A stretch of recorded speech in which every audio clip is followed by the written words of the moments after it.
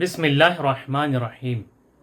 फितरे के अहकाम के बारे में सवाल किए जा रहे हैं कि एक साहब हैं जिनकी बीवी सैयदा हैं, सादात में से हैं, और शौहर गैर सादात है।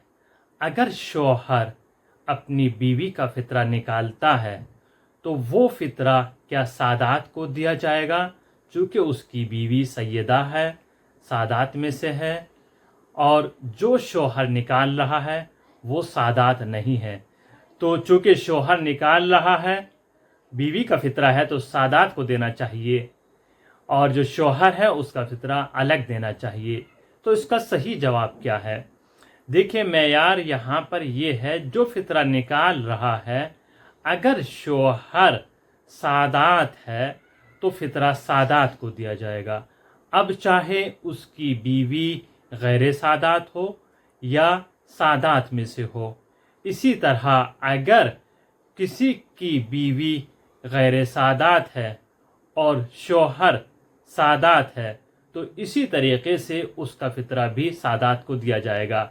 लेकिन बीवी सादात है, शौहर गैर सादात है, तो उसका फितरा गैर सादात को दिया जाएगा। यानी अगर बीवी सादात, शौहर गैर सादात में से है तो फितरा गैर सादात को दिया जाएगा।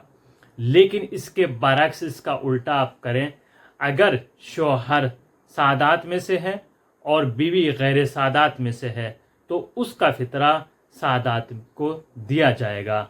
चूँकि मेयार यहाँ पर नान व नफ़क़े का ये है, जो निकाल रहा है वो मेयार है। निकालने वाला अगर सादात है तो वो सादात का फितरा सादात को दिया जाएगा, और अगर निकालने वाला गैर सादात है तो उसका फितरा गैर सादात को दिया जाएगा। अब चाहे जिसका ये फितरा निकाल रहे हैं वो सादात हो या गैर सादात हो, उससे कोई फ़र्क नहीं पड़ता है।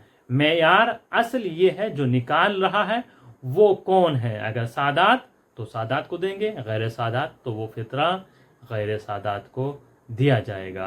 आप इस वीडियो को दूसरों तक ज़रूर पहुंचाइएगा। शेयर और सब्सक्राइब करना ना भूलें।